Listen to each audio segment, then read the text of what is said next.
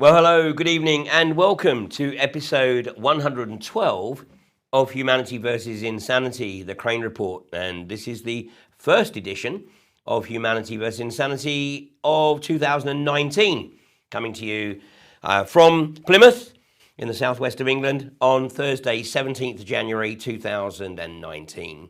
And what an amazing year we're going to have ahead of us. This is going to be a year of absolute chaos. And of course, those people who like to live in an orderly world, well, I'm afraid that, it's probably going to be a bit more turmoil than you might like. But the order that the establishment want to create out of this chaos is not an order that has the best interests of humanity at heart. So what the establishment doesn't like is when chaos emerges, which they don't originate and they are not in control of. And I think that what we are going to see over this year is it's almost going to be a contest as to see where the most chaos can be created. Is it going to be created by the establishment, or is it going to be created by the masses in response to the chaos that the establishment attempts to create? And this is going to be a bit like three-dimensional chess. And how it pans out is perhaps for anyone to see. But as we're going to see this evening, there are elements that people need to be aware of sooner rather than later. Because if they're not, then how this pans out may not be very pretty. So before we get into tonight's show, let's just take a look at what we've got coming up later this year. And AV10 is scheduled to be held over the second weekend in May this year. It's Friday, May the 10th to Monday, May the 13th. And it will be at the Horwood House Hotel. Now, we haven't yet announced the list of speakers. There will be a few familiar faces and some truly outstanding new faces. And we will announce the speakers list probably in early February. But so there's 2 more weeks of tickets being available at the slightly reduced price of £165. But as soon as we announce the speakers list, then the tickets will go up to full price. And I can tell you that 3/4 of the tickets are already sold. And this is based on obviously the reputation of the event. And to be honest, the speakers are the draw. But the primary purpose of the event is to bring some 300 plus people together who are all sharing the view that something isn't right and things need to change. And there are people who come along to the alternative view from all walks of life, from all parts of the social, the political, the religious, and the philosophical spectrum. But they are all united in one thing, and that is that they do have the best interests of humanity at heart and not the interests of the parasitic global corporatists. So if you're interested in coming along, check out the website. It's www.alternativeview.co.uk or on my website, ianrcrane.com. And it's always wonderful to see new faces at Alternative View events. Okay, let's roll on. And I could spend a lot of time obviously talking about Brexit, but it's pretty much being done to death. And this is, where the chaos, of course, is going to start. And, up until yesterday evening, I thought, well, if a general election is called, then, perhaps there is the possibility that the Labour Party might find themselves in office. But I think Jeremy Corbyn yesterday managed to shoot himself in the foot and pretty much ensure that the likelihood of him getting into number 10 is slim to none. And he did that by simply letting it be known that if there was a general election, the Labour Party would be open to the prospect of a people's vote? Well, you know, I don't know what the political view of this is, but let me tell you what the view is of 17.4 million people and climbing across the country. And that is that the people's vote was held in June of 2016. That long ago, huh? 2016. 17.4 million people voted on a very straightforward, do we stay in, do we get out? And they voted to leave. And it was the highest turnout of the British electorate in recent history, some 72.2%, I believe it was. And so consequently, the people of this country have spoken. Now, the people of this country clearly have slightly different opinions to those who live in the southeast of the country, and those who live in the north of Scotland, and those who live in Northern Ireland, because these are the three primary areas that benefit most significantly from the benefits supposedly associated with EU membership. The rest of the country is being pushed into deeper and deeper austerity. And if anyone thinks this is coincidental, then you only have to look, of course, at what's occurred in Ireland, in Greece, in Italy, in Spain, and now very much to the fore in France. So the people have stated they want out of the EU. The politicians, of course, in their pathetic belief that they know better than the rest of the country, seem somewhat reluctant to deliver on that promise. So, you know, if the British political establishment does not want to see massive civil unrest in this country, then perhaps they need to be doing what they should have been doing over the last 2.5 years, and that is negotiating a proper exit from the EU. No fallbacks, no backstops, no compromise, just get the hell out. And then let's rebuild the country's economy and take control, as opposed to retaining the opportunity to keep pointing the finger and blaming Brussels. Well, of course, what's unfolding in France isn't being reported in the British lamestream media. And in fact, an employee at BBC Manchester revealed that there is an effective denotice on reporting any of the more sinister events in France, particularly the deaths associated with the protests, and particularly deaths associated with police aggression and, in some cases, out-and-out brutality. Well, of course, some people are still trying to claim that it is solely about Macron's plan to increase fuel tax. Well, here's perhaps a clue. Take a look at this. You know, this is the one of the yellow vests there. And there we see a new word coming into the French language, FREXIT. And, of course, this is one of the things that absolutely scares the bejesus out of the EU establishment.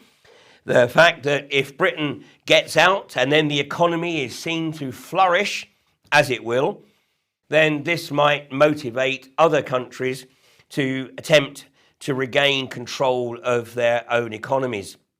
So FREXIT, let's go back to the picture. And we're looking at the UE, which is the EU, of course, and a dictatorial austerity. And then the French mantra from the revolution, liberté, what is it, liberté? I can't see it. My site is not that great at the moment.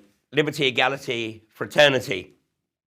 Well, for those who are trying to say that, well, you know, this is a contrived movement, and of course that's what the establishment are now trying to put out, because they're trying to do everything they can to undermine the Gilet Jaune protests in France. But just yesterday, a French doctor posted a short video making a very, very clear statement on behalf of the Gilets Jaunes, and laying down to Macron what would be necessary if he wants the protests to go away. Now, it was posted in French, so the forgive me if the translation isn't 100%, but it's my voiceover. But do have a listen to what this doctor has to say.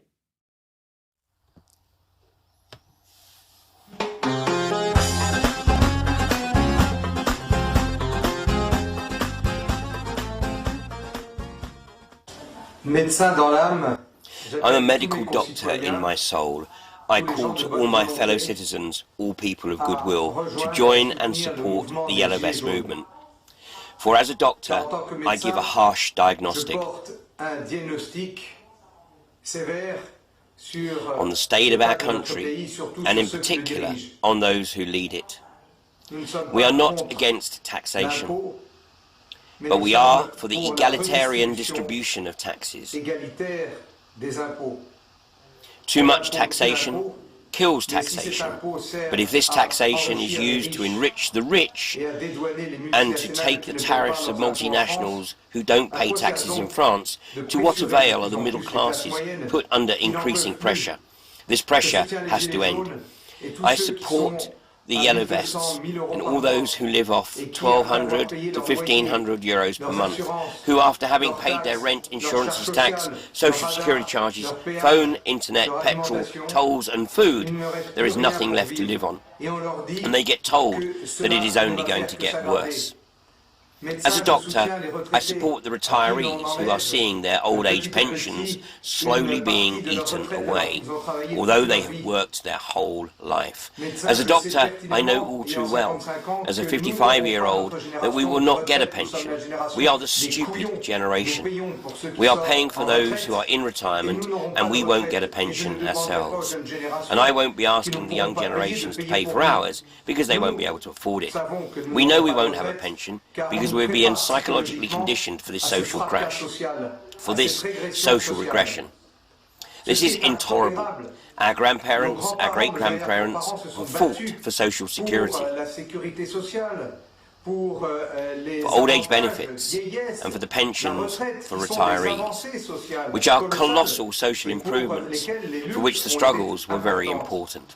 We cannot let them unravel a whole social system for the profit of an elite, a small elite which is called oligarchy, whose goal is to monopolize our wealth.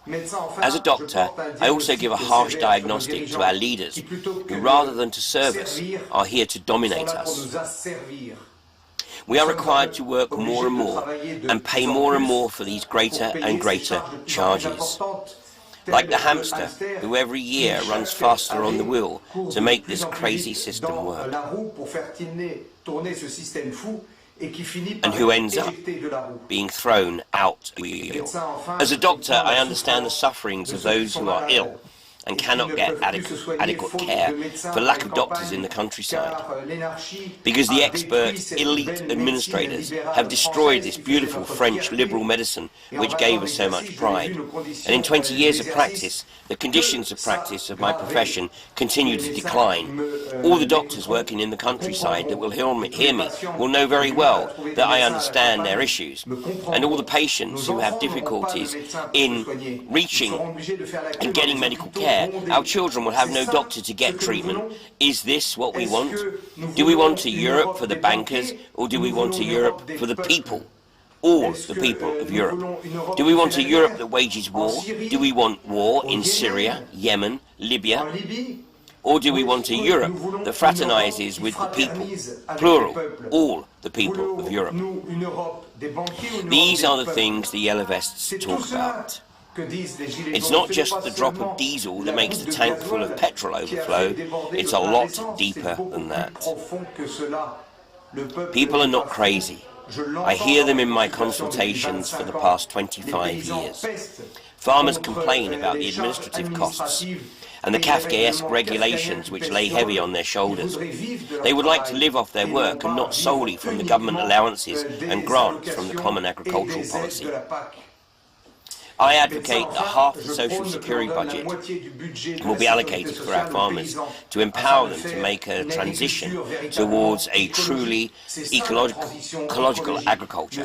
This is true ecological transition, Mr. Macron.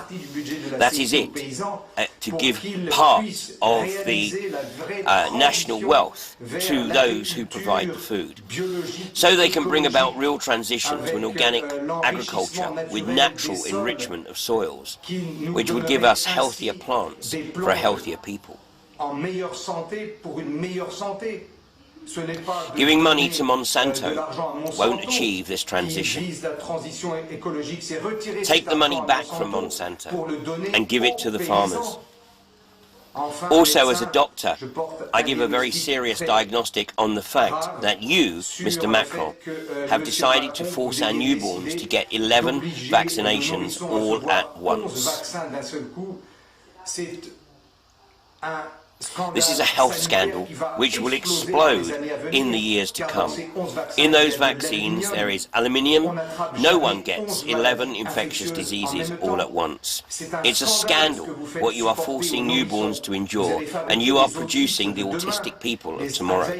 Those who will have Alzheimer, cancer, autoimmune, diabetes, etc. In short, Mr. Macron, with your politics for the rich, for the pharmaceutical multinationals, for the multinationals which enrich some pension funds, you are dominating the French people, and you totally despise the French people. This is why I wear this yellow vest and demonstrate in support with the yellow vests. One has to understand and have compassion for our fellow citizens. We are all connected in this struggle of the yellow vests for our freedom. When we see the violent acts committed by police against yellow vests during demonstrations, we are not fooled, Mr. Macron. These are your black blocs that your servicemen allow in through the ranks to make the French believe that the yellow vests are violent. We are not violent. Violence comes from above, when 60 to 70% of the income of the French go to sustain the lifestyle of the elite.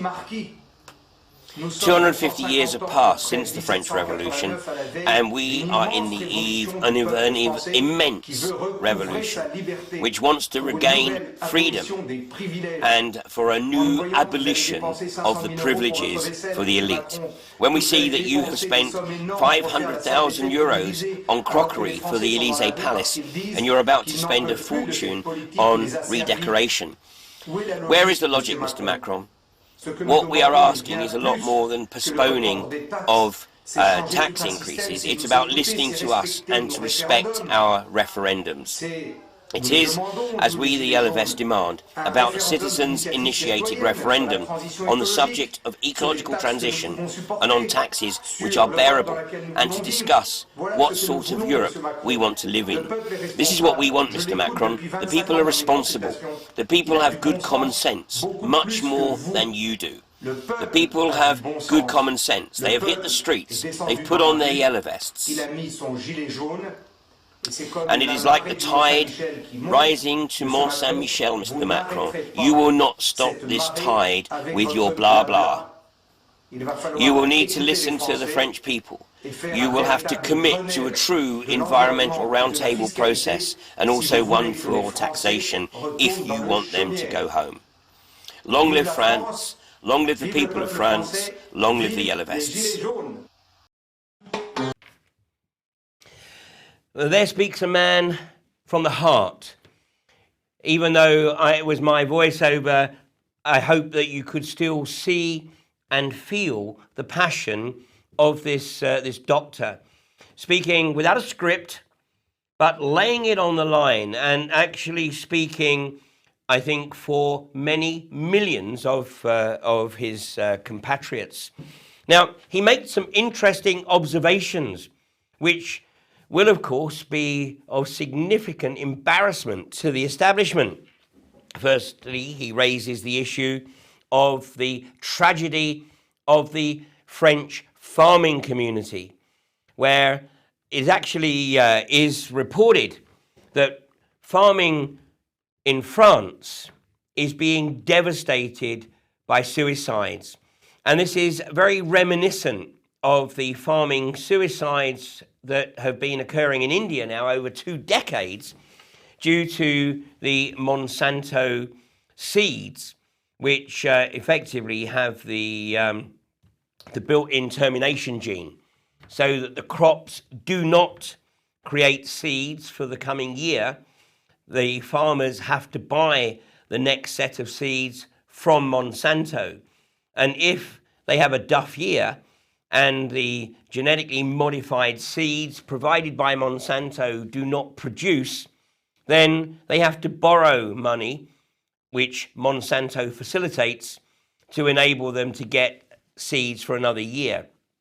And in India, for over 2 decades, literally tens of thousands of farmers have committed suicide because of the debts that they have built up. Now, in parts of India, it is law and tradition that if a farmer dies, then the debt passes on to the family. But if they commit suicide, then the debt dies with them. Now, of course, that isn't the situation in France. But, the bottom line is that farmers there are feeling very much the desperation that is brought about by the common agricultural policy. And, whilst it doesn't yet appear to be to quite the same degree in the UK, we know that many, many farmers do struggle and would not survive without the massive subsidies that they get from the EU or from the British government. He also mentioned vaccines. And of course, woe betide anybody who tries to claim that vaccines are contributory factors in the massive rise in autism amongst the youth. Of course, Dr. Andrew Wakefield flagged this up over 2 decades ago, simply calling for more research on the subject, only to be vilified by the pharmaceutical industry. And the doctor here, he says, Mr. Macron, what are you doing to our children? Because you are forcing newborns to have 11 vaccinations. And he goes on to say that, you are creating the next generation who will suffer from cancer, from autism, from diabetes, and from autoimmune deficiencies. And, this is a doctor that is brave enough to speak out. Of course, there are many, many doctors who would speak out if it were not for the fact that they fear for their continued income, as they would be vilified by the pharmaceutical industry and, of course, in the UK in particular, the MHRA, the same body that, of course, persecuted and subsequently prosecuted David Noakes. So here we have somebody from the equivalent of Middle England. It's Middle France. He makes the observation that, the middle classes are under assault. And I have made the observation many, many times over the past 15 years or so, that if you look through history, no social change has ever actually occurred or had any longevity until such time as the middle classes get involved. The working classes are always the ones who, suffer the most. But whilst the middle classes feel that they're okay, then nothing really changes. But when the middle classes feel that the heat is starting to get a little bit close to home, then that's when things start to happen. And in France right now, the middle classes are taking to the streets. And the doctor also makes the observation that, the French police are engaging in tactics to try to present the Gilet Jaune protesters as violent. And he makes the observation that these are infiltrators put in there with the deliberate intent of undermining the protest. And this is a crucial element. And, this would certainly be the case anywhere else, I think, because the whole idea is to keep things peaceful and bring about change through civil, non-violent disobedience. So, British politicians should take note of this doctor, because this doctor is actually vocalizing the concerns of millions of people across Europe. In Belgium, of course, the government collapsed in December after signing the Treaty of Marrakesh. This is the UN treaty, which effectively commits the signatories to open door migration.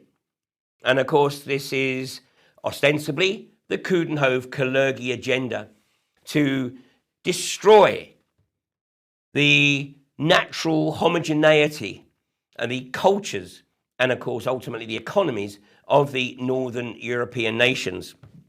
And the French and German governments, and of course their paymasters, their puppeteers, are so concerned by the prospect of the Gilet Jaune, the Yellow Vest movement, forcing change, that they have now, or are in the process of establishing and signing the Treaty of Aachan, which is the treaty between the French Republic and the Federal Republic of Germany on Franco-German cooperation and integration. And my thanks to the translator that has worked tirelessly to complete this. I mean, the document runs to 9 pages. It's 2,700 odd words. And this treaty is an attempt to establish a legal bind of the French economy and French law. So just have a look at this. Germany is obviously at the heart of the EU. So it's not enough that France is bound by the EU legislative process. The French and German governments are now looking to establish a treaty that is effectively just one step removed from total integration. Almost the creation of a Franco-German state. Now, obviously, nothing is necessarily permanent, but obviously here, this is a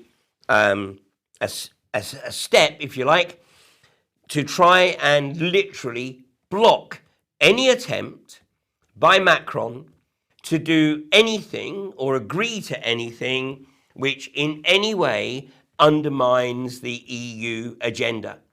So, it's really important that this document is shared. And obviously I now have the English language version of it, and I will get this up on social media at the earliest possible opportunity, probably tomorrow morning now. But do read through it, and you can see how the politicians are seeking to effectively hamstring the Yellow Vests before they gain any more traction, because obviously it is a trajectory right now that the EU oligarchy does not like. So let me just go back to the issue of the French farming suicides. So let me just pull up this article here. So almost 600 farmers kill themselves each year, according to campaigners within the industry, making it the third most common cause of death for farmers after cancer and heart disease. And there's also other research that suggests that the cancer and heart disease is linked to the fertilizing chemicals that are used in the industry. But despite the scale of the problem, for context, the rate of suicide among farmers is 20% higher than across France as a whole. Little has been done to address the difficulties facing the group. Jacques Giffrido, a former farmer who studies the phenomena of farming suicide, is trying to raise awareness of the problem. He argues that the official estimates, which put the number of annual suicides at around 200, vastly underestimate the reality, partly due to the reluctance of relatives to speak out. Well, Monsanto are not necessarily getting it all their own way, because just a couple of days ago, a French court cancelled the Monsanto weed killer permit on safety grounds. And this is very much related to Roundup Pro 360, because the court said that the French agencies, the authority responsible, did not assess the health risks. Well, of course they didn't, because that's what corporatocracy is all about.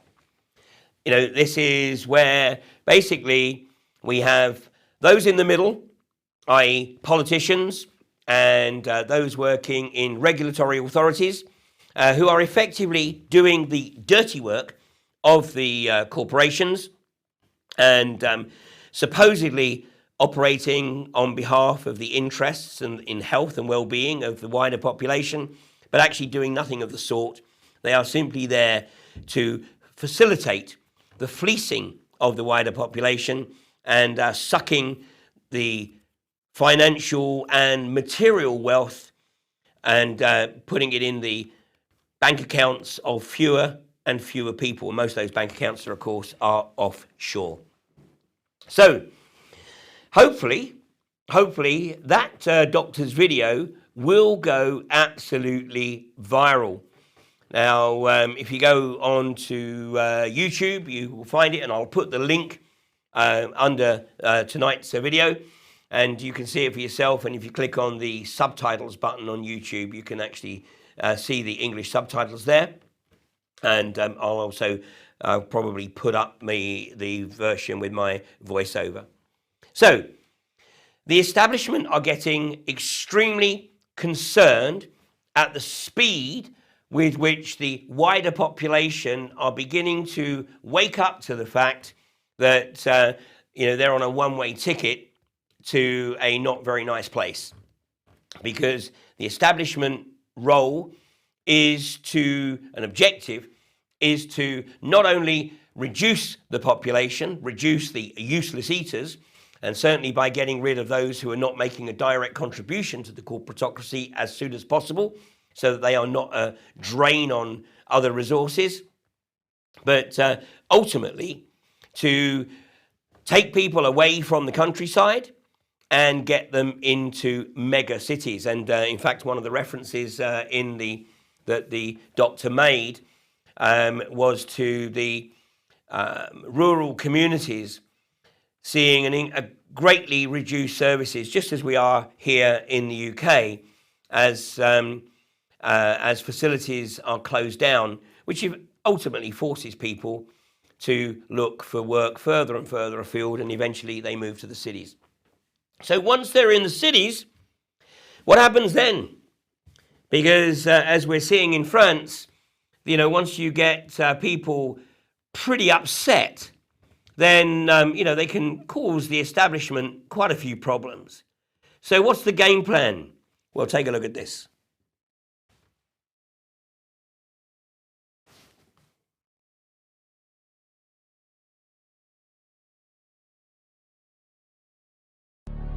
DoD's active denial technology and future solid-state active denial technology system will produce a focused beam of directed energy to provide our troops a non-lethal option to stop, deter, and turn back suspicious individuals with minimal risk of injury. Active denial technology is designed to protect the innocent, minimize fatalities, and limit collateral damage across the range of military operations. Active denial technology uses radio frequency millimeter waves at a frequency of 95 gigahertz. Traveling at the speed of light, the millimeter wave directed energy engages the subject, penetrating the skin to a depth of only about 1/64th of an inch. The beam produces an intolerable heating sensation, compelling the targeted individual to instinctively move. For the military, active denial technology can be used for both force application and force protection missions. Applications include crowd control, perimeter security, patrol and convoy protection, and other defensive and offensive operations from both fixed site or mobile platforms. While the Active Denial System Advanced Concept Technology Demonstration succeeded in demonstrating a large-scale version of active denial technology, a smaller scale, more mobile version is being developed by the U.S. Army and the DoD's Non-Lethal Weapons Program, utilizing solid-state technology. This system will demonstrate and prove out the critical technologies for a follow-on tactical system, which will be an adjunct system that can be installed on a range of tactical or support vehicles. It will have an azimuth drive for full 360-degree coverage, E-steering and azimuth for fine steering control, and full E-steering in elevation. With an invisible beam, speed of light targeting, and silent operation, it can be used in a wide range of operations, such as enhanced combat mobility in dense urban areas where it quickly and safely moves civilians obstructing vehicle mobility. Or it can be used to safely deter unarmed but suspicious civilians observing U.S. forces. At entry control points, it provides an additional layer of response for dealing with potentially threatening targets and potential crowd violence. It can be quickly de-escalated by targeting the leader, or if necessary, by panning across the entire crowd, while armed individuals mixed in a crowd can be engaged without risk to surrounding civilians. Since the beam can penetrate window glass, it can also be used for non-lethal engagement of suspicious vehicles potentially threatening U.S. forces. The SS-80T will be a lightweight, non-kinetic, non-lethal anti-personnel system, providing an alternative to lethal force.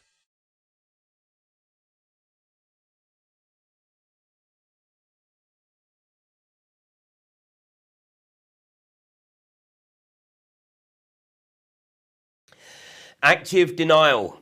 Well, that's actually a technology that's been around for quite a few years now. But the great concern to many people is that the frequencies used, the electromagnetic frequencies used in those systems, are extremely close to the frequencies that will be used in the rollout of 5G. Now, right now, we are at a level of awareness over the dangers of 5G that we were at with fracking about 15 years ago, where those who were questioning whether or not fracking, i.e. the extraction of unconventional hydrocarbons, could be done safely, was a vocal few. But the industry was in its infancy, and the industry was able to blag that it was completely safe and no one had any need to worry about it. So here we are, a decade and a half later, and apart from the cognitive dissonance of the corporatists and those who stand to gain financially from the industry, potentially, everybody else can see from the evidence that's in the public domain that fracking is a nightmare. It's a nightmare for the environment, and it's a nightmare for the health and well-being of any sentient being. And that, of course, includes humanity. But that doesn't bother the corporatists because, to them, it's a paycheck. And they will do and say whatever they have to say to be able to pursue their abomination. With 5G, we don't have a decade and a half because the game plan is to roll 5G out across the supposed developed world by the end of 2020. So we have 2 years max for people to fully comprehend the dangers associated with 5G. Now, I believe this next video I'm going to show you, I do believe that it's about 18 months old. But the lady in this video is a lady by the name of Claire Edwards, and she's an employee of the United Nations in Vienna. Now, Claire came along to AV9 and told me about this experience. But this is the video, and I've only seen this for the first time a few days ago. But this is Claire addressing Antonio Guterres, the Director General of the United Nations, at an in-house meeting in Vienna. And listen to what she says and to Antonio Guterres' reaction. Mr. Secretary-General, UN staff have repeatedly been told that they are the most important resource of this organisation. Since December 2015, the staff here at the Vienna International Centre have been exposed to off-the-scale electromagnetic radiation from Wi-Fi and mobile phone boosters installed on very low ceilings throughout the buildings. Current public exposure levels are at least 1 quintillion, that's 18 zeros, 1 quintillion times above natural background radiation, according to Professor Olle Johansson of the Karolinska Institute in Sweden. The highly dangerous biological effects of EMFs have been documented by thousands of studies since 1932, indicating that we may be facing a global health catastrophe orders of magnitude worse than those caused by tobacco and cigarettes. Mr. Secretary-General, on the basis of the precautionary principle, I urge you to have these EMF-emitting devices removed immediately from these buildings and to call a halt to any rollout of 5G at UN duty stations, because 5G is designed to deliver concentrated and focused electromagnetic radiation in excess of 100 times current levels in the same way as do directed energy weapons. In line with the UN guiding principles on business and human rights to protect, respect and remedy, 5G technologies must be subjected to an independent health and safety assessment before they are launched anywhere in the world.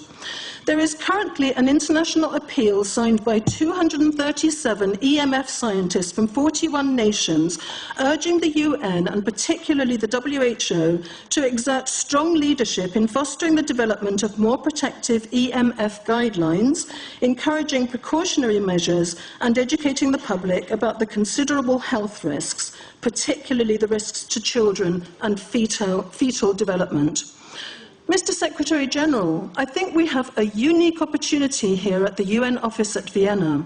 Since our medical records are digitized, you have the choice and the possibility of releasing data on a closed population exposed to off-the-scale levels of electromagnetic radiation in a metal-walled building, which exacerbates the situation, to establish if there have already been abnormal health consequences for the UN staff here in the last 28 months. I urge you to do so and stop any rollout of 5G immediately. Thank you. Sorry, because we are talking with someone that is a little bit ignorant on these things. We're talking to the Wi-Fi systems? On the ceilings of these buildings, Wi-Fi boosters and cell phone boosters were installed without consultation, without information to staff in December 2015. The situation here is extremely dangerous. I have heard anecdotally of many people who have had health problems. I don't know if they are related, but the precautionary principle would dictate that we use our medical records to look into this and that we remove these dangerous devices immediately. Thank you. Well, I become worried because I put those devices in my house. Not a good idea. I will have to, I confess my ignorance on this.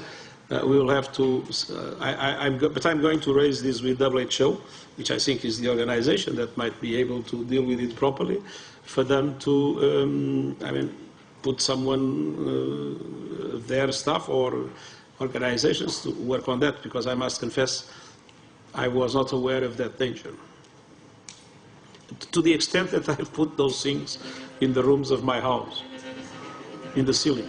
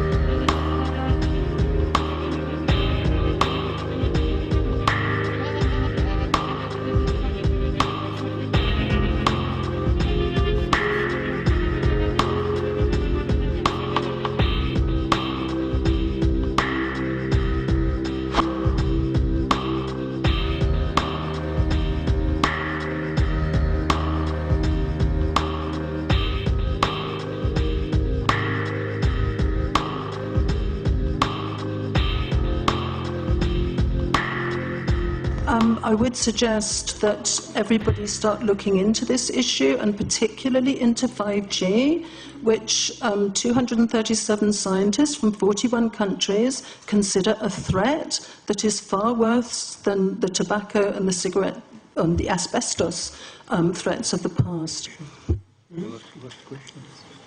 Well, maybe I have learned something completely new, and I hope it will be very useful to me, but I confess it's the first time I hear about it.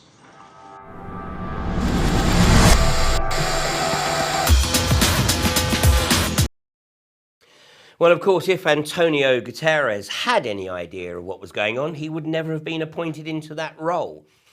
Because only people who are willfully ignorant are put into these roles. The only exception are those that are literally put in there as socio-psychopaths to drive the agenda. So, you know, we've listened to a doctor from France. We've listened to a lady who is a long-term employee of the United Nations, speaking truth to, well, perceived power at an internal meeting at the UN in Austria.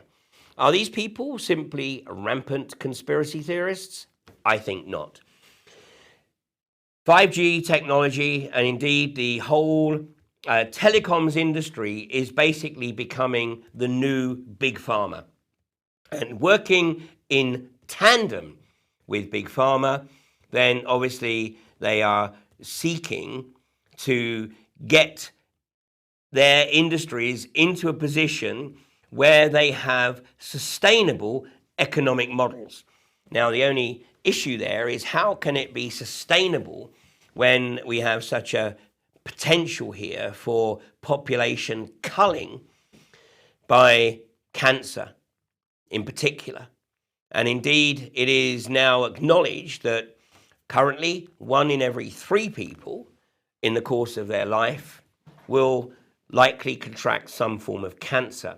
By 2025, that's estimated to be 1 in 2, and by 2050, everyone at some point in their life will contract cancer.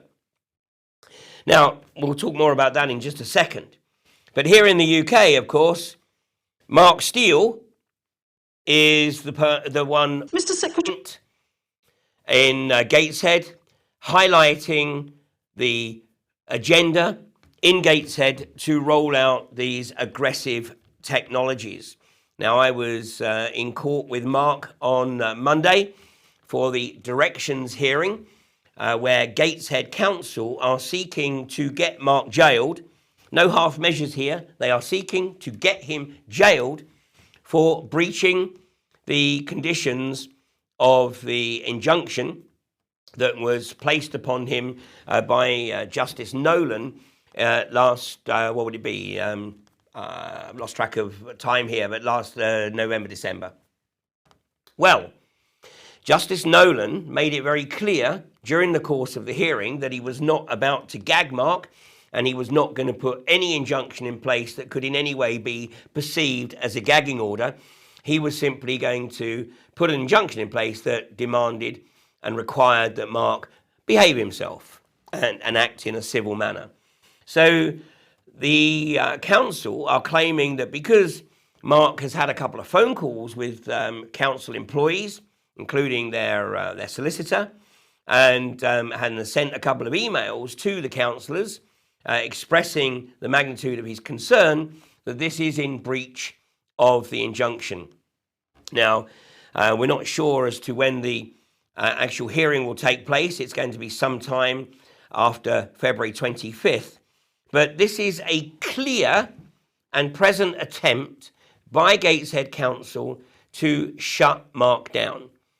Because all Gateshead Council have to do is agree to sit down with him and literally go through chapter, line and verse why they think he's wrong. But they're refusing to do so, simply dismissing, saying, no, we don't have 5G here. Well, sit down, go through the detail. No, they'd rather see him in jail. So is this being driven by the chief executive of Gateshead Council, Sheena Ramsey, who has a somewhat checkered history having left Knowsley City Council as their chief executive under somewhat of a cloud, but walking away with some £300,000 in severance and salary in her final year. Is this being driven by Sheena Ramsey, or is Sheena Ramsey taking her directions from elsewhere? Maybe the common purpose hierarchy, of which Sheena Ramsey was a graduate some 20 odd years ago when she was employed in a human resources role in a brewery in Scotland. But it's pretty clear that Mark is asking some embarrassing questions, and they just want to see him removed from the streets. So watch this space. But, Mark has produced some templates on the website, saveusnow.org.uk, which can be used as freedom of information templates to ask your local authority what they are doing with 5G, what precautionary measures they are taking to ensure that there are no health risks associated with the frequencies that are going to be used with this 5G technology. And let's take account of the fact that, of course, 5G requires phone masts every 300 meters or so. It cannot transmit these frequencies through trees, which is why trees are being culled in towns and cities throughout the country. In many places, it's being stated that the 5G technology is being introduced as a test. It's not a test. It's being put up right across the country in readiness for rollout in late 2019, 2020. And, the academic papers are there. The issue has been raised in US Congress. Many academic and scientific papers published on PubMed, which is a superb source of scientific information. But the industry, of course, just dismisses it, just like it's dismissed the link that many medical professionals now link to the vaccines, i.e. autism and other health issues from bombarding our youth with these toxins in their formative years. So that's the 5G issue. And then, of course, we come on to cancer. And, of course, David Noakes is currently in Wandsworth Prison for having the temerity to develop, produce and distribute GcMAF, a proven, extremely effective cancer treatment. And the judge in his Nolan hearing, which was prior to his sentencing, as is Justice Nicholas Lorraine Smith, made it very clear during the hearing that the efficacy of GcMAF was not on trial. And in his opening remarks immediately prior to sentencing David, he said that he had no doubt that many people had benefited from GcMAF and that many people would benefit in the future. But of course not if the MHRA, the Medicines and Healthcare Regulatory Agency, have their way, because they are the henchmen for Big Pharma, and they will do whatever it takes to prevent any effective cancer treatment coming to market. And although I don't have a link here, I will put a link under the video, but I came across a paper produced the other day by Goldman Sachs, which was actually stating that curing illness was not a sustainable health model, a business model, that it was more important to keep people sick if you wanted to keep generating profit from healthcare. Well, David is incarcerated in Wandsworth Prison. It's a rather austere place, to say the least. It's a Victorian jail. And unfortunately, it does seem that David is going to serve the 4 months that he's likely to be incarcerated in Wandsworth before he will be released, hopefully, on tag at the back end of March. But if you would like to take the opportunity to write to David, this is the address. And please make sure that his name and prisoner number, that's A7081DY, is on both the envelope and anything that you put inside the envelope. That's the only way to absolutely guarantee that it does reach him. Now, David did call me a few days ago to acknowledge that he's extremely grateful to those people who have written to him to show their support. And needless to say, the GcMAF genie is very much out of the bottle. And of course, I have been unsurprisingly inundated with people asking if I can direct them to a source of GcMAF. Now, as far as I'm aware, the only available source of GcMAF is currently from Japan. And that's all I can really tell you right now. And I must encourage you to do your own research. But, one day, hopefully in the not too distant future, we can hold the MHRA to account for their crimes against humanity by sanctioning pharmaceutical products that are proven to be detrimental to human health, whilst withholding products such as GcMAF, which are proven to be extremely beneficial to human health, purely because to put those products into the market would not be a sustainable business model. So, staying with the theme of people being in jail for their convictions, I'm sad to say that Ben Gilroy, who is very well known in Ireland, he is an anti-eviction activist, tremendous character, and Ben has been jailed. I think it was yesterday. He has been jailed for 3 months. So he was sentenced by Justice Brian McGovern, who found that there was a deliberate and conscious breach by Mr. Gilroy of the October 2017 Community Service Order, arising from his admission earlier that year of criminal contempt. So what was the contempt? Well, the contempt related to Mr. Gilroy having, in a sworn statement in proceedings by Allied Irish Bank seeking to enforce a 3.2 million judgment against another man, accused the court of criminal intimidation and threats, and compared the action of a court to that of a thief putting a gun to his head and robbing him of his wallet.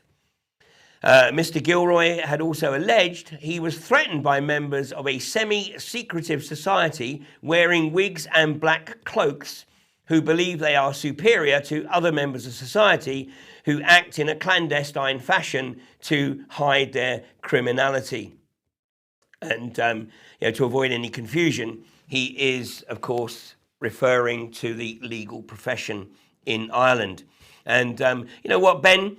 I think that you can rest assured that there are many, many people throughout Europe, not just Ireland, but throughout Europe, who share your concerns and share your observations, and full credit to you for not holding back and telling as it really is.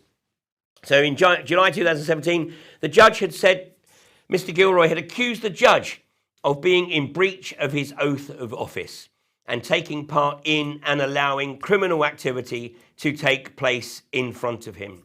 The affidavit was also contained further threats against the judge and the solicitor and counsel for Anglo-Irish Bank. But that's a fact.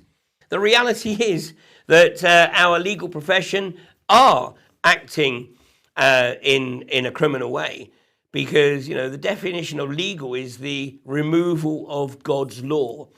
So they are effectively enforcing admiralty or corporate law on an ignorant public. And of course, that's why you are required to give your name and date of birth as soon as you are charged with anything in court, and that by giving your name and your date of birth, you immediately hand over your sovereignty, and from that point forward, you are being tried as a corporate entity. So the reality is the judiciary are indeed knowingly acting fraudulently. I don't think we can put it any clearer than that. Well, fortunately, over the years, Ben has made many, many friends in Ireland and, of course, also in the UK. And I was delighted to see earlier today that Jim Corr of The Cause has taken the initiative, and he has established a crowdfunding campaign to support Ben's family whilst Ben is incarcerated. And as you can see there, literally within one day, £3,750 has been raised. And the reason it's in sterling, and Jim does explain this on the crowdfund page, is that Jim is based in Northern Ireland, and consequently he's only able to establish a GoFundMe page in sterling. But Jim has obviously stated that all monies raised will go directly to Ben's family. Now, Ben, I'm hoping, will be speaking at AV10 this year in May. So, maybe, Ben, I can just ask you to just hold back a little bit from saying what you really think, at least until after May, so that, once you've served this jail term, you're at least free to come over to the UK and share your experiences with us firsthand. And my thanks to Jim Corr. It's been a few years now since I toured Ireland with Jim, where we delivered a series of presentations around the country, talking about the rape and the pillage of Ireland's resources by the European banksters, the deliberate financial meltdown of Ireland. And it's good to see that Jim, who describes himself as the good-looking one amongst three average-looking women, there's quite a few people who would actually like to take issue with you on that, Jim. But it's good to see that you're back on the road, and that the band are doing so well, and hope to hook up with you again soon. So my thoughts are with Ben and his family as he has to endure this incarceration for speaking his mind, speaking the truth. Of course, Article 10 of the European Human Rights Convention provides the right to freedom of expression, unless, of course, it's in a court. Well, finally, this evening, I'm going to touch on Hillsborough. And, of course, the trial has commenced of former Chief Superintendent Duckenfield. And this picture from 15th of April, 1989, a day indelibly printed on my mind because I was literally watching it unfold. And my interest in that game was that at the time I was an active soccer referee, football referee in the UK. And one of my mentors was actually refereeing that game, Ray Lewis from Great Bookham in Surrey. And I know that this experience obviously affected him very deeply. Well, the sad thing is that some 90-odd people were killed in that tragedy. And needless to say, the establishment immediately looked to point the finger. And this is the outrageous front page of The Sun. And, to this day, 30-odd years later, to this day, if you're seen carrying a copy of The Sun around in Liverpool, then, you're likely to get some abuse. And woe betide any newsagent in Liverpool who dares to stock The Sun. But, this was outrageous. Without a shred of evidence, the Murdoch press immediately targeted the Liverpool fans to try to mitigate the disaster that was brought about by the inadequacy of the policing on that day. And of course, back in 2012, the inquiry actually established that there was a horrendous police cover-up. And, this was the comment, one of the biggest sporting disasters in British history has now also been described as a major scandal. On Wednesday, a panel of experts investigating what happened at Hillsborough Soccer Stadium in Sheffield, South Yorkshire, on April 15, 1989, issued a devastating report which found that the British police and other public agencies covered up and misrepresented how 96 Liverpool supporters were crushed to death due to overcrowding during a soccer match.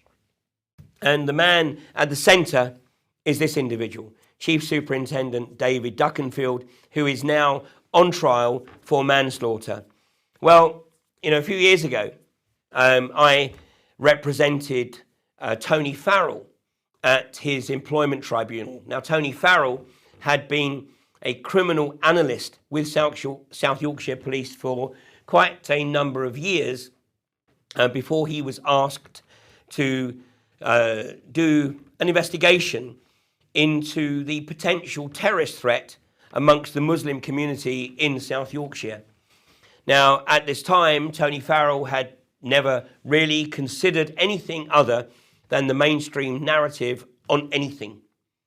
And as he started to undertake his investigation as a criminal analyst, in fact, he was one of the most senior criminal analysts in the country, he came to the realization that there was no terror threat from the Muslim community in South Yorkshire, and that any terror threat was actually being manipulated by the British establishment. So Tony wrote his report and, gasp of surprise, instead of embracing the report, he was vilified and ultimately dismissed. And at the tribunal, under cross-examination, pretty much every one of the South Yorkshire police witnesses admitted that they hadn't read the report. So Tony was actually fired based on the conjecture of what they believed was in the report. And the only witness that came out with any real integrity was the financial officer of Yorkshire Police, who was on the panel, the disciplinary panel, who, when he was asked, what if Tony Farrell is correct? And he simply shrugged his shoulders and said, well, I have to admit that that is a possibility. But because Tony wasn't prepared to play the game, he wasn't prepared to simply bury his head in the sand, he was fired. But in that time, of course, I had the opportunity to speak with a number of people who were involved with South Yorkshire Police.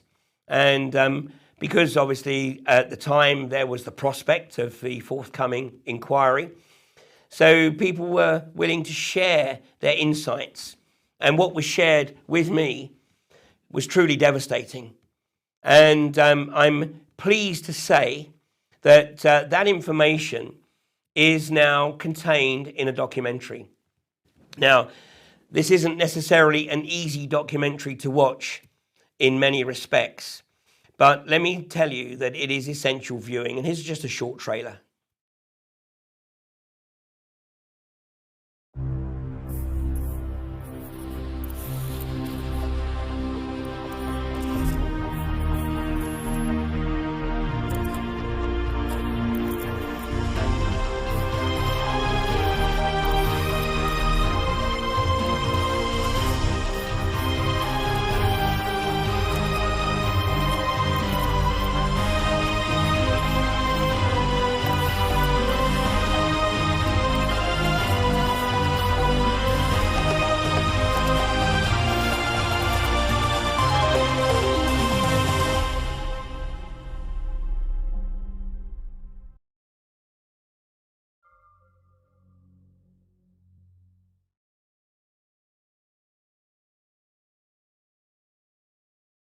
Now, the documentary runs to a little over an hour and a half, and it's a little bit hard to get into.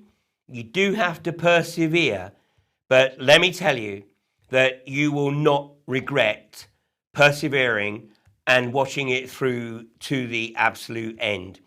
And for many out there, people will say, oh, it's just another conspiracy theory. Well, that's why it's so important to watch the documentary, because the evidence is presented and the links as to who was involved in one of the greatest tragedies in sporting history in the UK will rock your world. And it will also help to explain why there was such a massive cover-up, not just by the police, but by the establishment as a whole.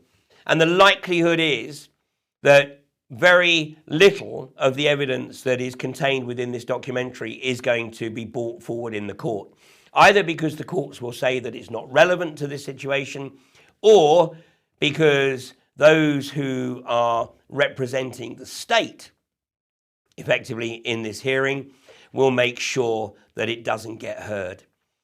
But the bottom line is that Duckenfield obviously has to live with what occurred that day. How much Duckenfield was aware of what was planned on that day, only he knows, and he's likely to take that with him to the grave, because I somehow doubt that he's likely to reveal it in court.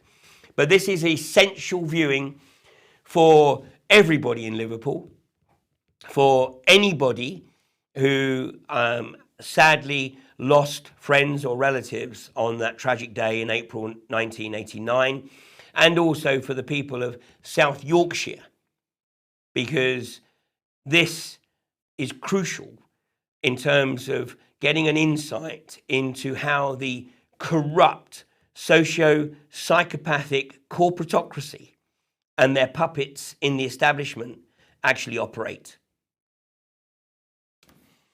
On that note, I'm going to leave you for tonight, and I will be back in 2 weeks on the last day of Thursday, January 31st. And by then, we'll know a little more about what unfolds in the court, and just how much of the evidence contained within that documentary finds its way into the courtroom. You have a great evening. Thanks for joining me tonight. I will be back with a live stream tomorrow morning at 8:30. Catch you then.